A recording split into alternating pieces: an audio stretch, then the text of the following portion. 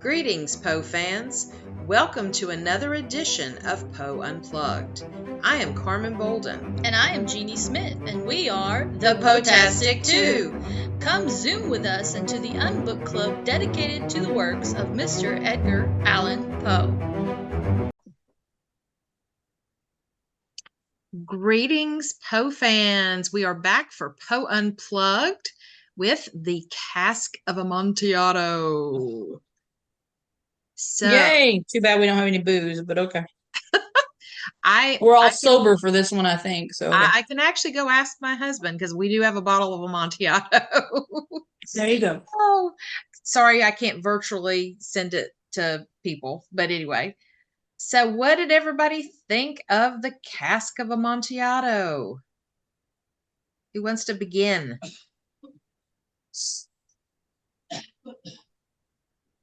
It's like crickets chirping. I feel like I'm back in the classroom. Yeah, this is nobody sits in the front row when you ask a question. Exactly. It's like, don't pick me. Don't pick me. I'm gonna go because I know my opinion differs from a lot of people on this one. Okay, Though I like this story, it is probably one of my least favorite stories of his. And I don't know why that is. I mean, I love the revenge. There's a lot of witty lines. It has a great image to it. For whatever reason, though, it lacks. Even though this is kind of like revenge done very cleverly, it kind of lacks that more like guttural rawness that, like, say, the Black Cat has, or the Telltale Heart. I'm trying to think of examples. But for me, I like it. I think it's a solid, good story. I mean, it's really quick. But yeah. I don't know. For me personally, Okay. No. So there you go. Sorry. Yeah. I know everybody else really likes this one. I know it's one of this one's famous stories, but yeah, that's okay. I mean, yeah. Oh, it absolutely is. I mean, I was giving Jeanie a hard time about some words with the mummy. Yesterday when we recorded our degree episode, because I almost made her read a quote from it again, but I was nice. But let's see, hold on. Let's see. Will, did you post? Let's see. Well, you said I'm drinking a kombucha, so I might get mildly tipped during the meeting. That's okay. When I reread it just a few minutes ago, I could definitely feel the pleasure the main character seemed to be taking in his revenge. Absolutely. Yes, it's a great revenge fantasy. The story may not be as complex as the Telltale Heart or Hop Frog or others, but it's just the experience of the thing, the visceral experience of going down into the catacombs and the revenge and the walling up, which is so familiar to me because it happened on Dark Shadows at least 4 times. Yes, that's what I was thinking about. And Night Gallery and Vincent Price movies and everything. So the walling up thing has been with me my whole life. Mm-hmm. Absolutely. And I was going to say, Jeff, I am about halfway through watching Dark Shadows. I started at about the time right before you came on the first time. Mm-hmm. And I've slowly watched a little bit here and there, and it's still just amazing to me. And I'm like, I don't want it to end, but it's going to take me a while. But anyway, I digress. Right. But Jeanie, were you going to say something? I thought you.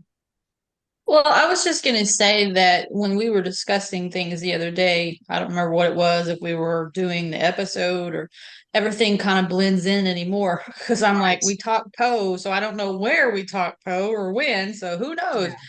Yeah. But I was just going to say that if we look at it, he definitely had some untapped issues when it come to walling things up. Because it's like every story has something to do with either covering something up, walling something up, or burying something. Yeah. It's like there's not one story that comes off the top of my head. And I'm not talking about his poems and all that. I'm talking about his actual short stories and stuff like that. There's always that underlining of whether it be an imaginary trapping of their own mind, mm-hmm. or it is a physical attribute of being buried alive, being walled up. It seems that was a theme that he had in his stories. So when we were discussing it, I was like, I wonder if that was like a true fear of his life, or that he himself felt trapped in everything. Yeah, Because, well, I mean, think about I it. He know. never had really any choices from the time he was young. When he was 3, his mom died, well, 2 years and 11 months. Mhm. So his mom died and he got put into a foster home, and he really didn't have a choice in the matter. He got split from his brother and his sister. So when I think about it, when he started making his own choices, he even tried, in my opinion, tried to trap himself in his own life. Yeah, I So, know. I mean, anybody else see that? Well, I know he did have the fear of being buried alive, and I think that's what came out in his writing a lot, that kind of theory. But what you're saying is another level of it, and so Mhm. that's something to really think about. What does anybody else want to like add anything on that? I Well, agree with Jeanie. I think, yeah. go ahead. Oh, so go ahead. Sorry. No, you go ahead, Ollie. Go ahead. No, I was just gonna say, like, I agree with her. I definitely think maybe it was a little bit symbolic of how he was feeling. Plus, just, I mean, to hide a body by burying it is actually probably the most logical way to get rid of a body to have no evidence, too, or Mhm. lack of evidence for that time period. See, even today, like, people bury you in cement or something. But yeah, I agree with that. Yeah. You know, Mark. I was going to say that one of the people who I interviewed in the book was the late Wes Craven. And, Mhm. Wes said at one point that Poe didn't invent the fear, but he was great at tapping into it. He tapped in, he Mhm. didn't create the fear, but he understood it. And Yeah. one of the great fears of that time period was being buried alive. It wasn't Yeah. exclusive to Poe at all. This was a very, very common fear, especially at a time when, somebody could die of a number of things or appear to die of a number of things and come back to life, and be buried alive. This was the start. They actually had these, tombs built where people could pull a cord if they came back to life, or, have some Mhm. kind of system built in.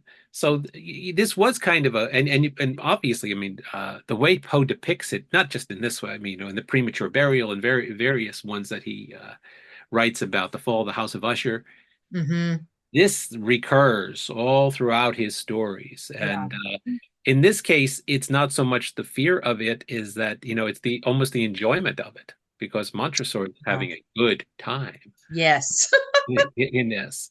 So, and if you're historically kind of looking at this story, it's kind of interesting because it's one of the pieces that ends sort of the golden era, his golden period of productivity. There's this period that starts around Mhm. 1838 when he's in Philadelphia. He moves to Philadelphia and he starts working there.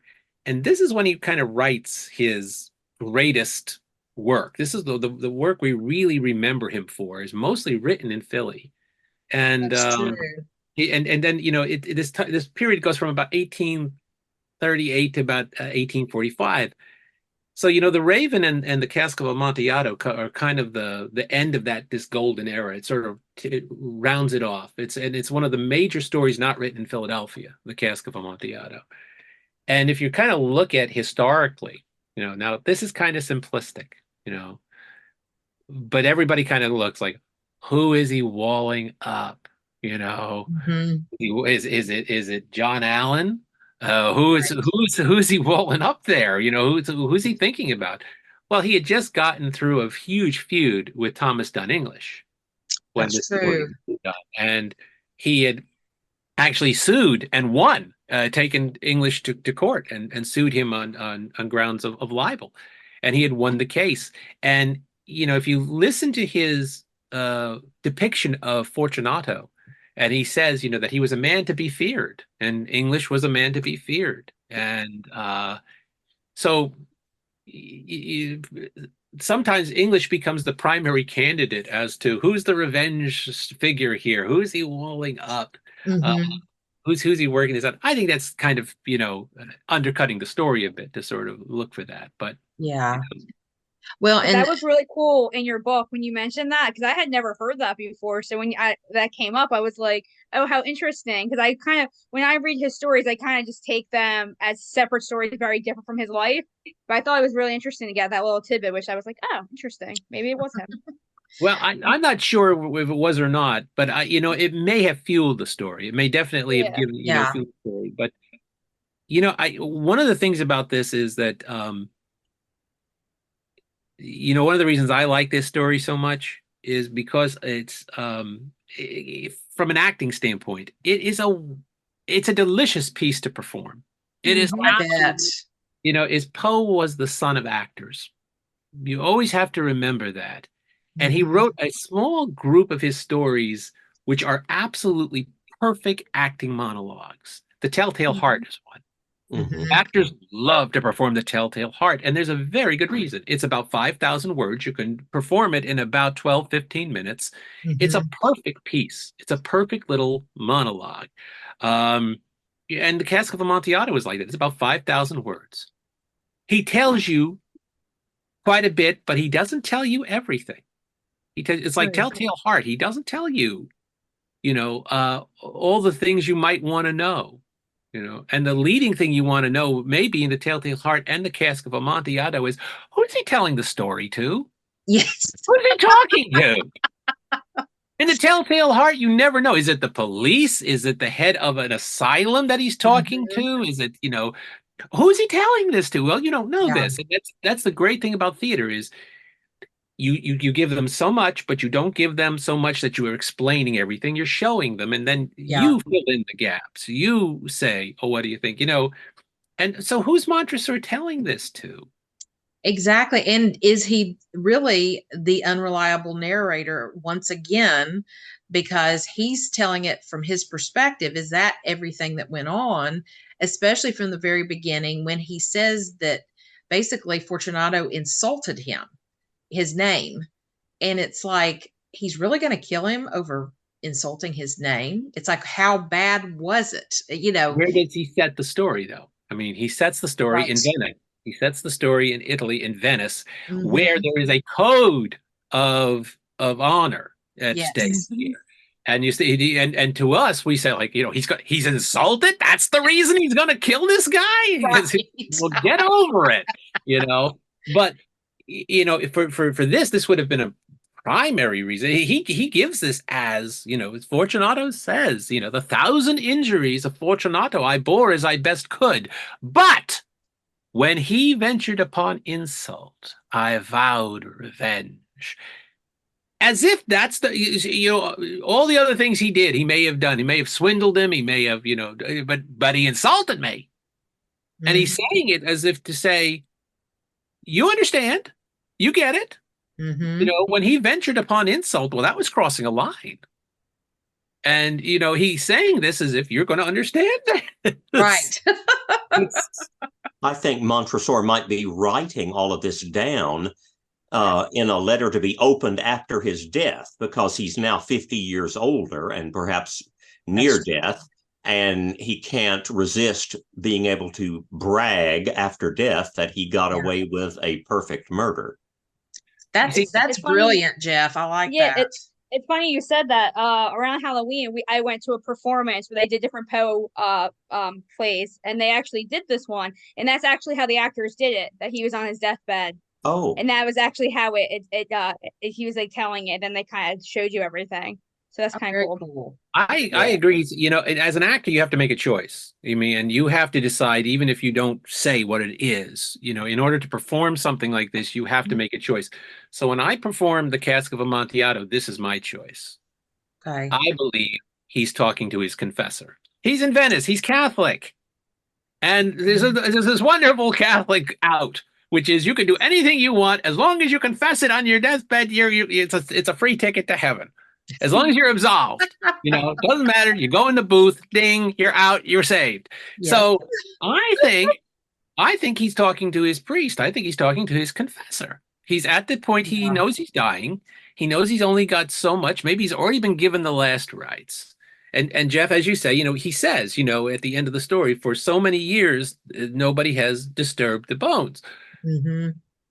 I also think, what's deceptive about this story is he is confessing. I think he's confessing. And I think this is, again, remember it's Venice, and remember Catholicism. But I think the other thing that, is that this is a deceptive story. I always say, that nothing stays buried in a Poe story. Well, actually, Fortunato does stay buried in this story.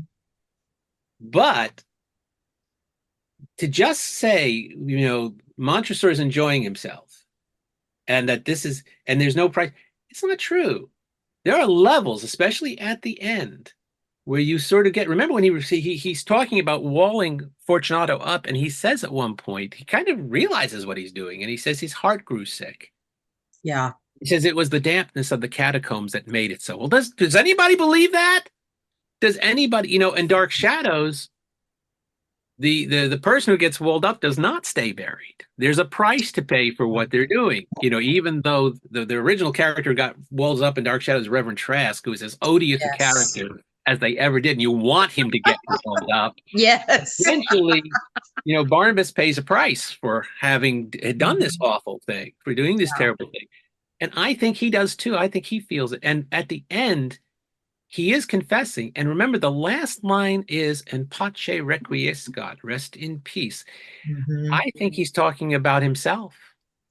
I think in pace, everybody takes that line to mean almost sarcastically, he's talking about having just walled up Fortunato and saying, "In pace requiescat." I think he's talking about both of them. I really do think he's talking about himself as well. So, again, but that's the genius of Poe. Everything I just said was made up here. Everything I just said was an actor's choice of how I choose to play Montresor, and you have to decide on motivation. Yeah. But that's what, a good playwright does. Poe never wrote he wrote one failed play, made an attempt to write one play, but he didn't write for the theater. And yet he had all of these theatrical instincts from his parents that he inherited. Yeah. I think he'd have made a brilliant playwright if he had lived into the next part of the century, and when Ibsen and Shaw and people and Strindberg all of a sudden say, no, remember, plays can be literature. Yeah. I think Poe would have been wonderful at it. He has all the instincts of a great dramatist. And this story and Telltale Heart are really wonderful proof of that. And to a lesser extent, I think The Mask of the Red Death. Yeah. The Mask of Red Death is a brilliant monologue. It's not a first person monologue. But it is still, it's powerful. And that's not always true with Poe stories. Try to do The Fall of the House of Usher. First of all, The Fall of the House of Usher and The Pit and the Pendulum are much longer stories. Yeah. They take much more longer to read completely. But also, they take a while to get going, which is odd for Poe. How long does it take for the guy to get to the House of Usher? There's that whole ramble in the beginning, all right, we get to the point, get it, go. Same thing with The Pit and the Pendulum. There's this kind of long preamble to it.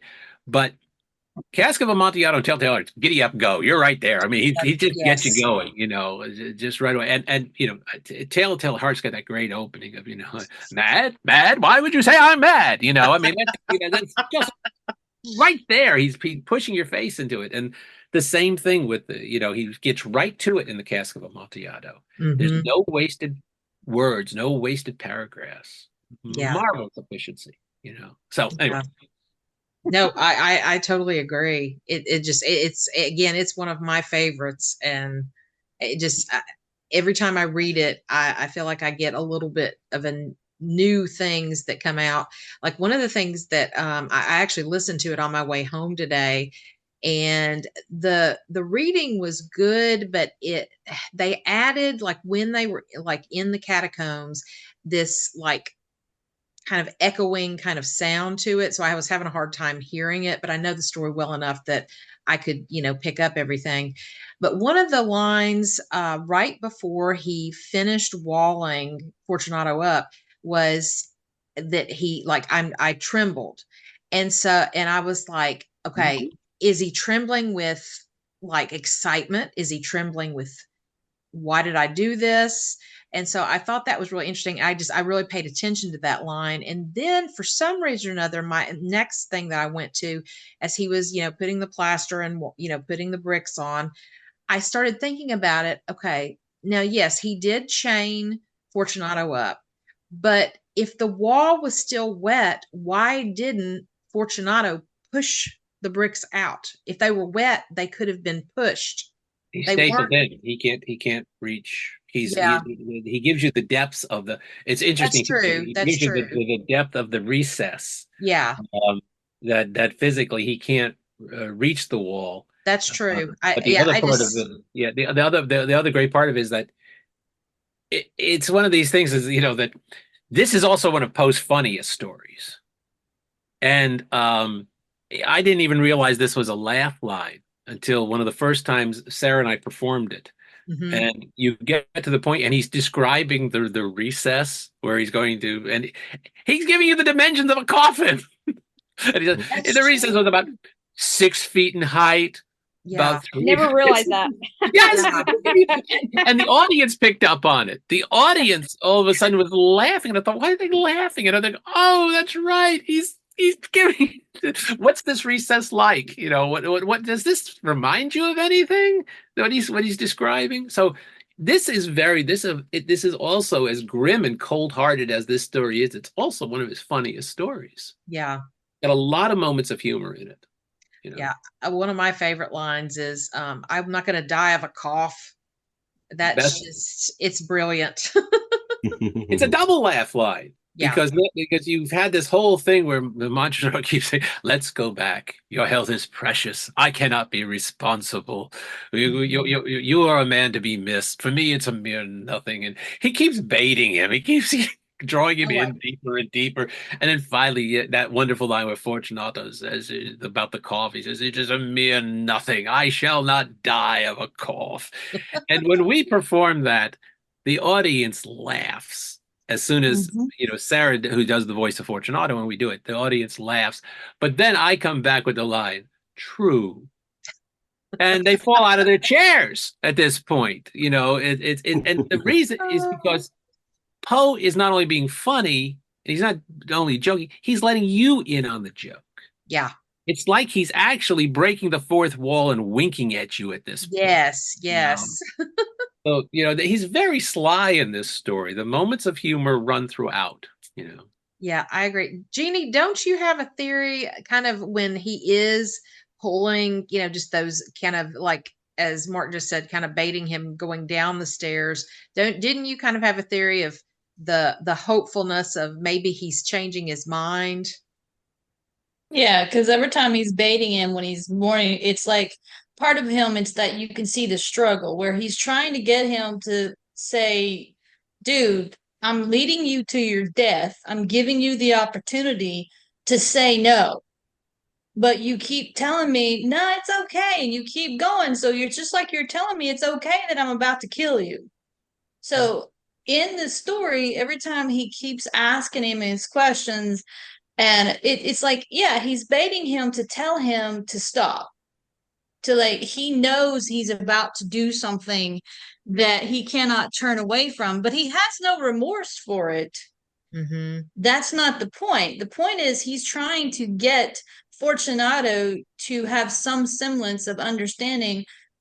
I'm going to do something, but you're okay with it, so we're going to continue on because you won't tell me no. You don't realize how stupid you are, basically, because it seems like he's putting it in a perspective of you're just really so wrapped up in yourself that you're not understanding that you have insulted me. You have, struck against my personal, my personality or my personage to the point to where I have to take offense and I have to take revenge. And you're okay with it because I keep asking you and you're just like, okay, whatever. So I'm going to be happy when I stick you in this coffin and wall you up. But like Mark was saying, this is one of the ones that I've always seen that if Poe ever was a playwright, this was the closest that he ever got to, because he builds it in the reader's mind with that dramatic point of view. Because this is the only story that I've read with Poe to where I'm yelling at the readers and the people in the story saying, don't do it. Say no, stupid. It's like when you watch a horror movie, don't open the door. Don't go down in the basement. And you're yelling at Fortunato going, dude, say no. Go away.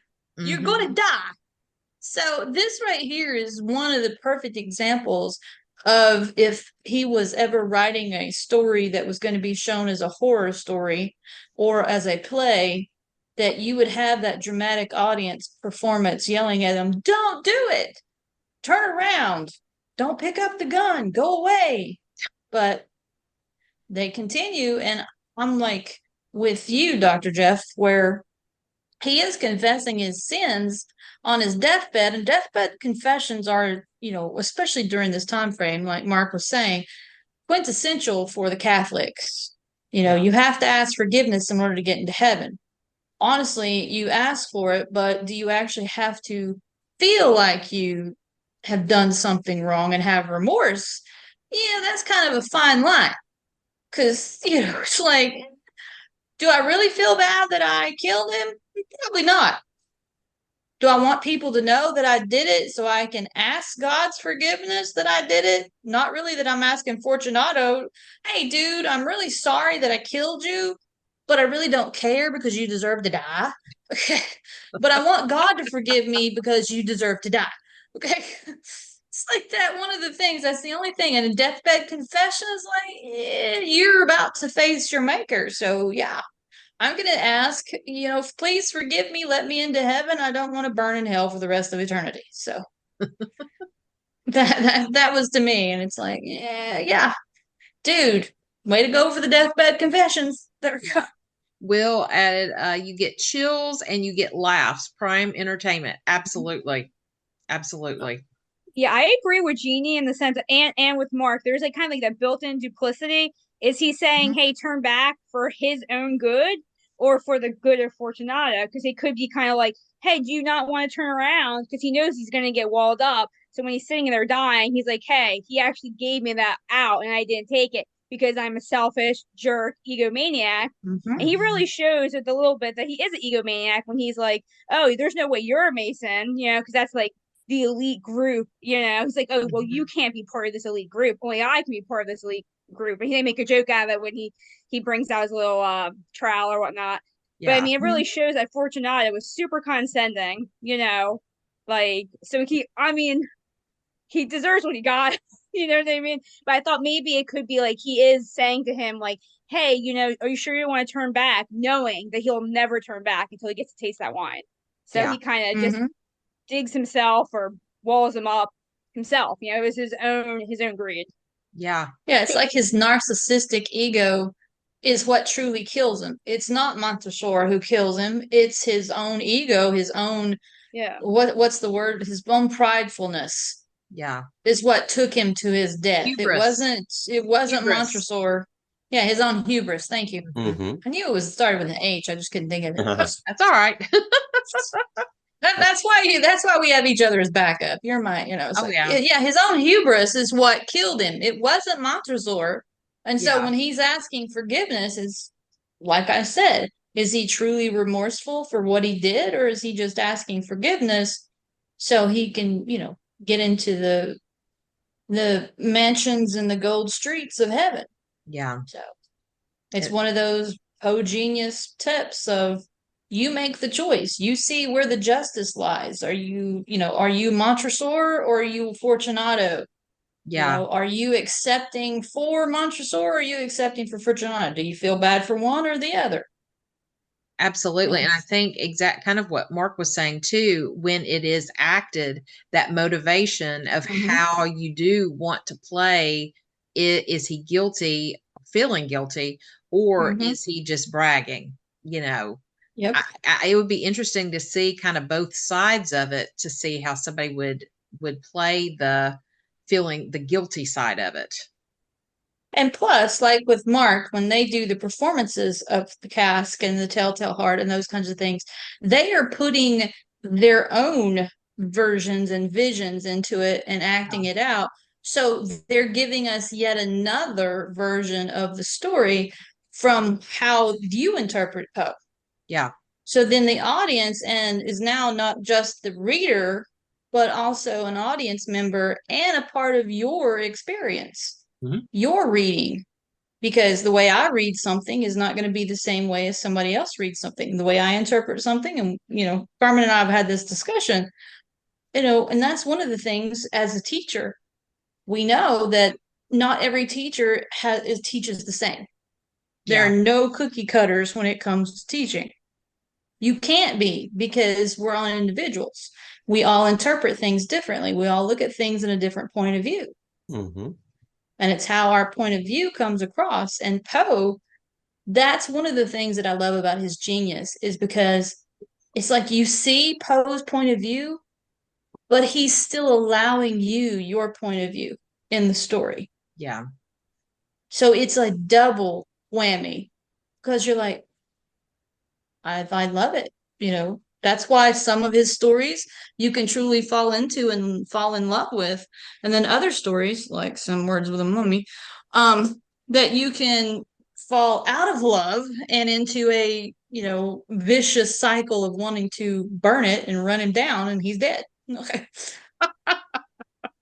Mark and Leela, I imagine you saw or heard Dark Shadows star Jonathan Frid perform the Cask of Amontillado and the Telltale I think I have. Yes. in his one-man shows of dramatic readings. Oh, yes. He did a great job, and I often read aloud the Telltale Heart to my classes. Mm-hmm. And I read the Cask of Amontillado once to a class. Very cool. So it's fun. Oh, it's a lot of fun. And, I mean, one of the things that, we were talking about motivation and how Montresor presents himself. Montresor almost presents himself as a magician. And because remember, he tells you what the trick is going to be. He tells you up front what he's going to do, and then he tells you how he's going to do it. Yeah. He says right at the beginning, he had a weak point, this Fortunato. And he prided himself on his connoisseurship of wine. Yeah.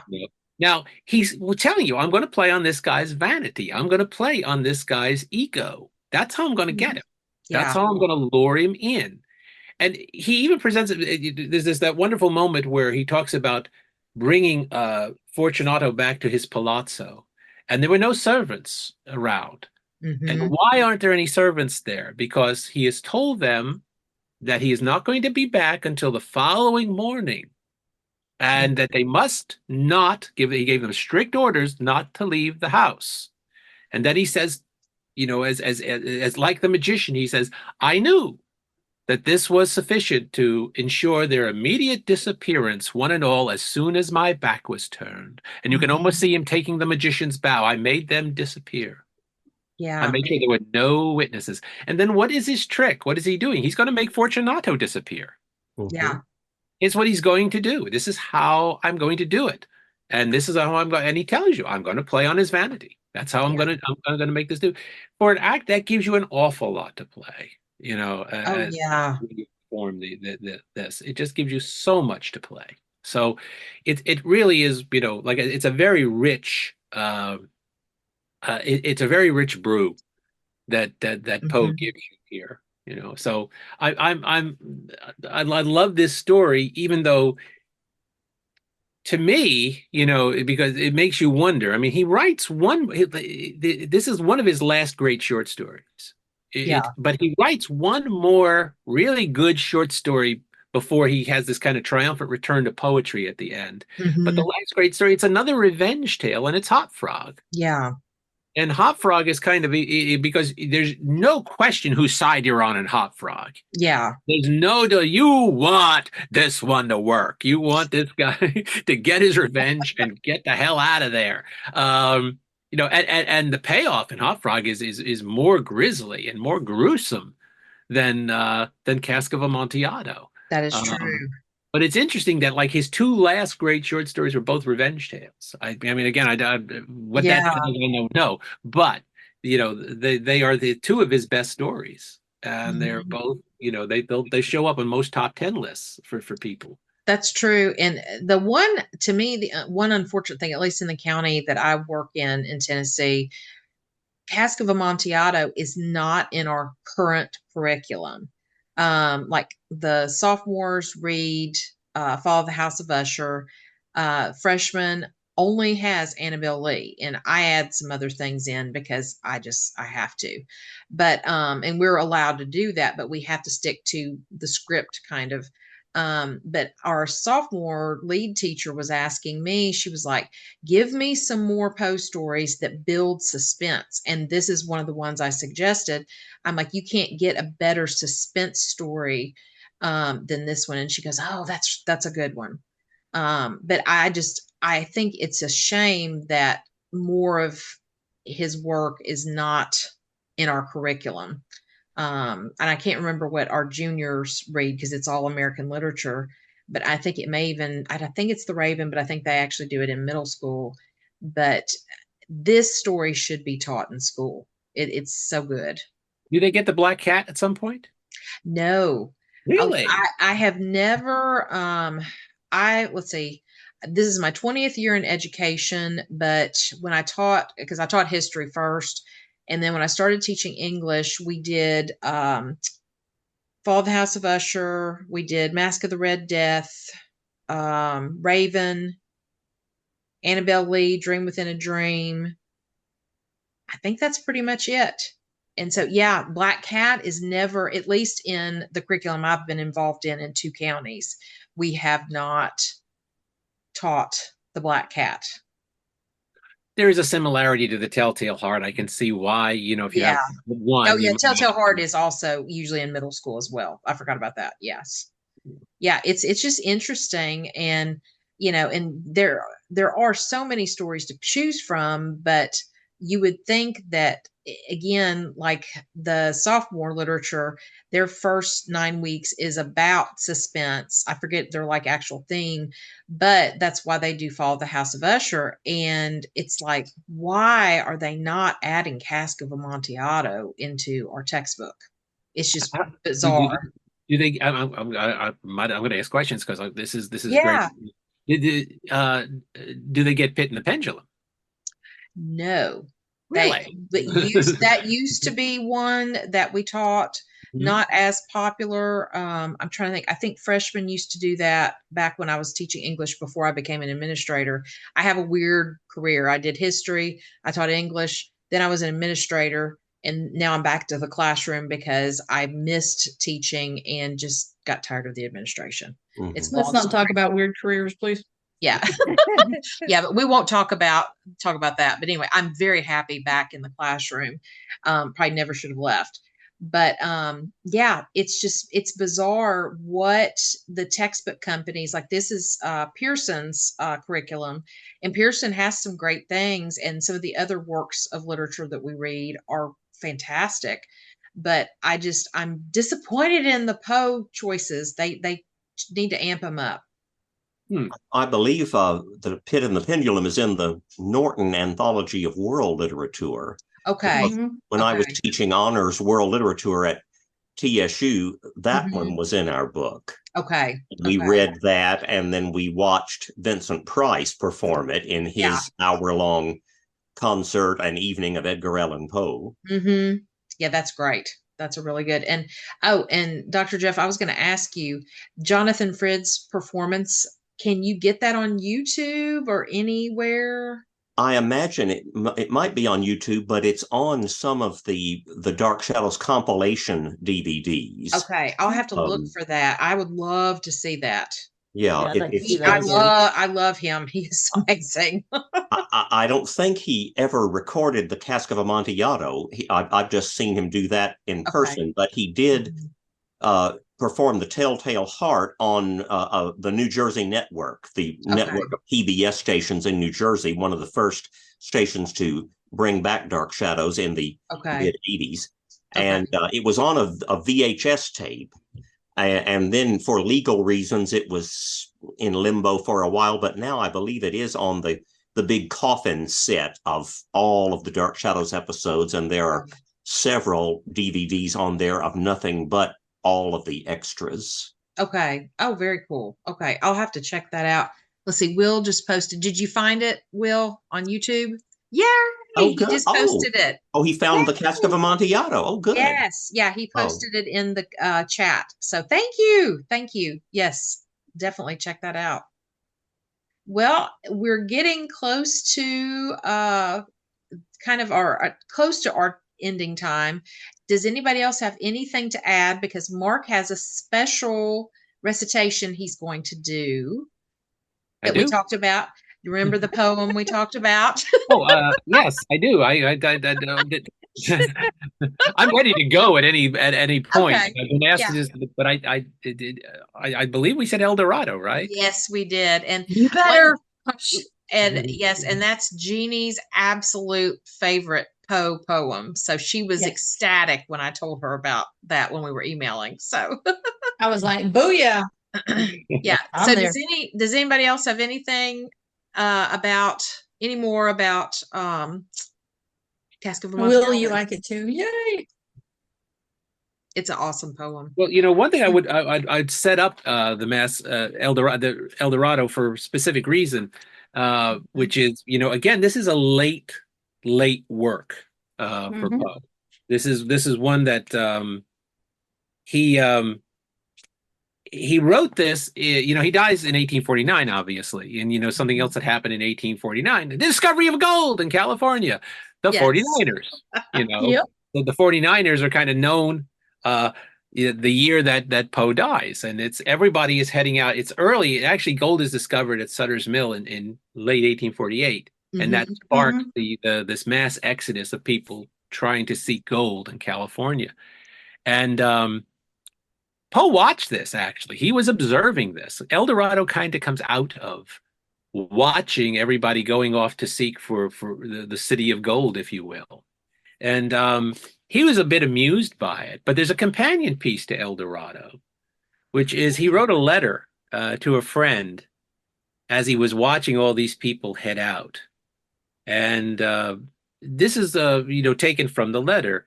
He said, talking of gold and temptations, the true riches for a writer are love, fame, the dominion of intellect, the consciousness of power, the thrilling sense of beauty, the free air of heaven, exercise of mind and body, with the physical and moral health that result.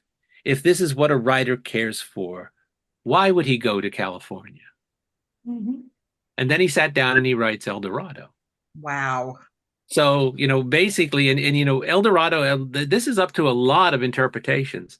And one of the Silverman in his biography thought that Eldorado was about death, and I don't agree. I think Eldorado is about the journey being as important as actually getting to your destination. So, with that, a little number called Eldorado, and it goes something like this. Right. Gaily bedight, a gallant knight, in sunshine and in shadow, had journeyed along, singing a song, in search of Eldorado. But he grew old, this knight so bold, and o'er his heart a shadow fell, as he found no spot of ground that looked like Eldorado. And as his strength failed him at length, he met a pilgrim shadow. Shadow, said he, where can it be, this land of Eldorado? Over the mountains of the moon, down the valley of the shadow, ride, boldly ride, the shade replied, if you seek for Eldorado. And I think, again, what he's saying is, if you ride, boldly ride, the destination is maybe you get there, maybe you don't, but it's the journey. And I disagree with a lot of the interpretations of Eldorado. I think it's a very life-affirming poem, not a poem about death at all. But there you go. As we said before, everybody's got their take on this. Absolutely. Well, thank you for that. That was amazing. Yes, it was. Awesome. Yes. Yeah, I knew it was going to be just amazing. So thank you. Yeah. Well, it's not my favorite poem to perform is Annabelle Lee. It's not even. Oh yes. But so this is a good. fun. But we'd be here for 15 minutes if we do Annabelle Lee. But I'm fine. Go ahead. Yeah. Oh, I'll tell you, the toughest thing about Annabelle Lee is not the emotional steps. That's the tough part of the Raven. The Raven is a tough piece to do. Yeah. But the tough piece about Annabelle Lee is Poe is so precise in his use of words, and he uses this and that and this and that over and over again. Mhm. Try to, and there's only one way to do it, and you got to get it cold. You've got to get it absolutely cold. Yep. This was the reason that long ago in this kingdom by the sea, you have to know where the this is and the that's come in, because he can throw you down really fast. And there's a lot of repetition. That's true. It's close, but it's not exact. So Yeah. Poe doesn't let you off the hook. You have to know the emotional count, the rhythm count, and the actual words perfect. Absolutely. If you got something wrong in the Raven, the whole room's gonna know it. Yes, It's got a you are so jangle. right. Yeah. Well, everybody knows it. I mean, and when there's a wrong word. So, and that's another one, because you get to that, like the third verse, and you go, is it rapping or tapping at this point? Exactly. It's like you have the audience members all becoming ravens, and they're about to throw things at you, not really knocking or rapping anything if you get it wrong, because it's like they're going to attack. Well, and especially the first 4 or 5, because you know how many people had to memorize the first 4 or 5 stanzas of the Raven in school, right? And up here, it's still there. So if you get anything wrong in those first 4 or 5, they're really going to nail it. Absolutely. The Raven, Annabelle Lee, and the Gettysburg Address. Those were the 3 main ones I had to learn in 6th grade, and I'm going, and I'll never forget them to this day. Thank you. And stopping by woods on a snowy evening. That was the Robert. I had to memorize the prologue to it was, I think, the prologue. No. Ooh, Hamlet's speech. I forgot that one too. I was going to say the Canterbury Tales in Middle English. And recite it in front of the class. Oh. And so one that suite with its Paris Indre, and it's I still remember part of it. I don't remember all of it, but yeah. And the tomorrow speech from Macbeth. No, to be or not to be was the speech we had to recite and memorize, and I'm like, yeah, it's going to be how many times are we going to kill each other by saying to be or not to be in this classroom? Oh yeah. It's like, adding on to the Raven, on last Saturday night, Sven Gulli out of Chicago showed the Raven and with Vincent Price and Peter Lorre. And as Vincent Price was reciting, I was like reciting with him. And of course I didn't get it all right, but I love to practice whenever I hear it. I don't notice lips moving with me when I do it, but the one place where they do move their lips are the Nevermores. Yes. It's like the whole audience together, like, it's like all together now. Yes. Well, it's right up there with the Sweet Caroline, it's like Sweet Caroline. Dun, dun, dun. And it's like nevermore. There we go. Well, before we end this evening, we wanted to just kind of give a heads up of what we're planning for 2024 for Poe Unplugged. So January. Jeanie. What? I'm just saying. It's already a new journey of Eldorado. I am. All right. I'm still looking for my gold. So, okay. That's right. January 30th, the last Tuesday of the month. We already kind of told, I think, that we're going to do Murders in the Rue Morgue. And we may have a special guest for that. Still just we haven't got a full confirmation yet, but we're also going to add, and this was something that Jeanie and I have been kind of going back and forth with, trying to decide when to do it. But we're going to actually add another Poe Unplugged for January on the Tuesday, the 16th. And if you want to talk about the TV show, The Fall of the House of Usher, and all of the Poe nuggets and things, we thought that would be kind of a fun way to do it. Instead of you just listening to us banter back and forth about it, we thought, let's have a group effort on this one. Yeah, let's do a group banter. It's fun. February is probably going to be poetry, but we haven't confirmed that yet.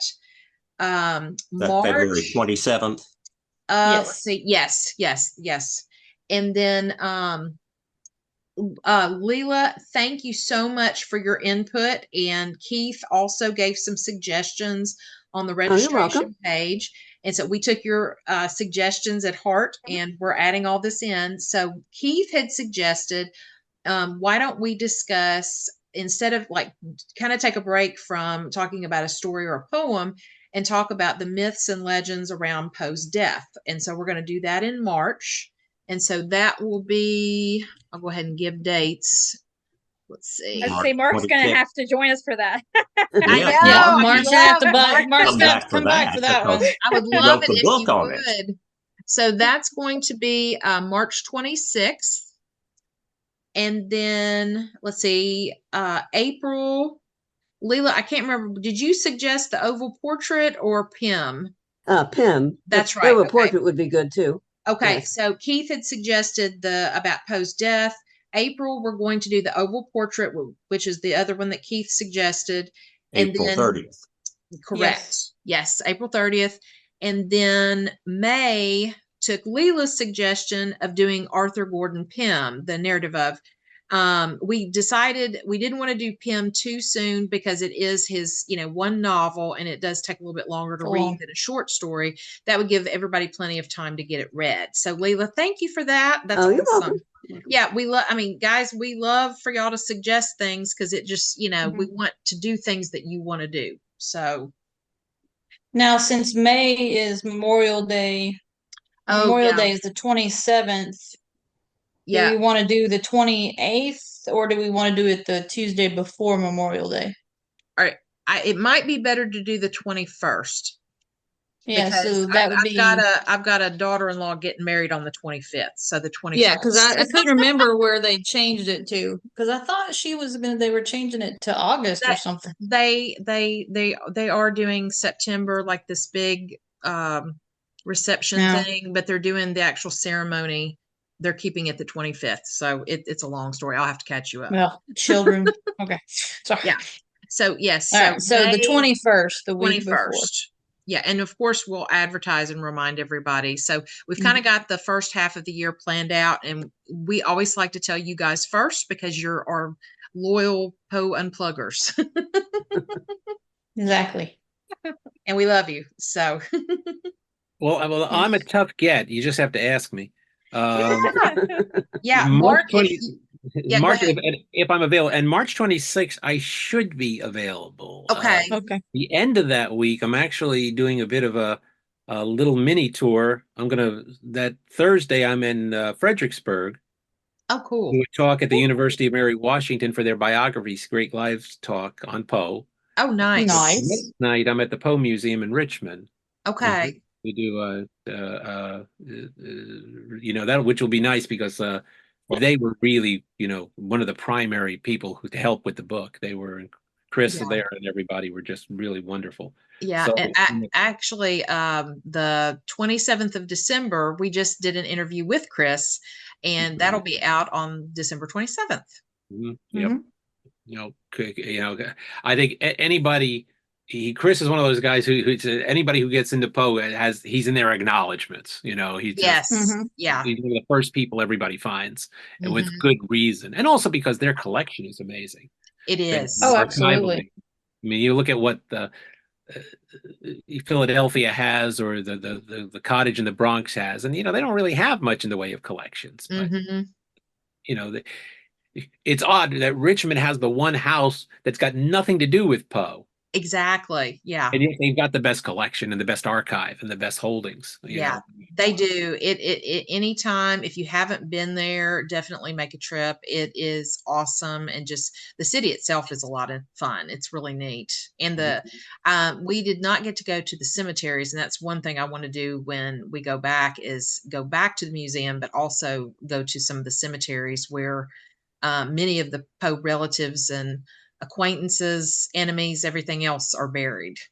Yeah, well, almost all of them are in one cemetery, except for his mother. His mother is at the church. Yes, yes. So, where Patrick Henry made his famous speech.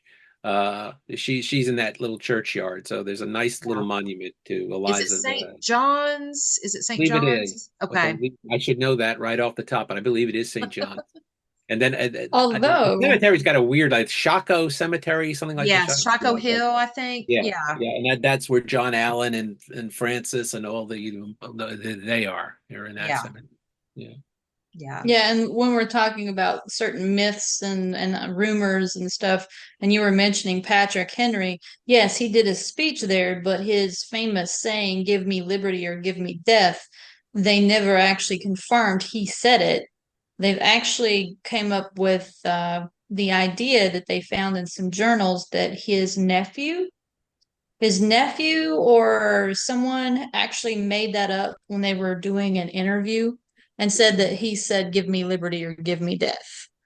So it's like one of those things to where, because that's part of what I used to teach. So I always had to come up and look up all this stuff and said, hey, just like with Poe, you got 3 different ideas of people coming out with how he died. And so now they're saying that it's not that he didn't give a speech, it's that those particular words weren't in the speech. Yeah. There's no recording and there's no, Exactly. journalistic account of it or anything like that. So there's no way to prove it. Yeah. Yeah. But it's like one of those things that kind of used in the good old hurrah when they're talking about the pre-revolution. So Absolutely. it's good. Well, Mark, All right, we're not going to get into the history. Yeah. Yeah. Don't digress, Jeanie. We have to reel her in in a good way. Sorry. But Mark, we will definitely send a reminder maybe around February. Would that work? Just to kind of make sure, because we would love to have you come back. If I'm not on the road, I'll be here. Okay, great. Awesome. Great. Okay. Well, anybody else have anything to add? Well, thank you guys so much. And Mark, thank you so much for coming on. And I'm going to be sending you links to the video and the audio here probably by tomorrow. And we have enjoyed spending as much time as we have with you. Oh, thank you. I've enjoyed it. Thank you. Well, and and before we go I have a special little guest who is going to join us. And we want to say Merry Pomas. Edgar Allan, ho, ho, ho. Yeah, exactly. Yeah, I love that card. Oh, thank you. So great. Yes, thank you. Did everybody get your cards? Yeah. Yes. Okay, I got it today. I never checked my mail, so thank you. I didn't get one. Oh, that's right. I didn't send one. Okay. You signed them all. I felt I signed them. I took them over to Jeannie's house and I was like, okay, here, do your presidential signage. I was like, good luck reading it. So there we go. Oh. But anyway, Merry Christmas, Happy Holidays, all the Thank you all. Happy New Year. Yes. Merry Christmas, Happy Holidays, Happy New Year, everybody. Yes. Thank you. Thanks Be again. safe, and we'll see you 2024. Absolutely. All right. Great. Bye, guys. Bye. Everybody. Happy holidays. Yes. Happy holidays.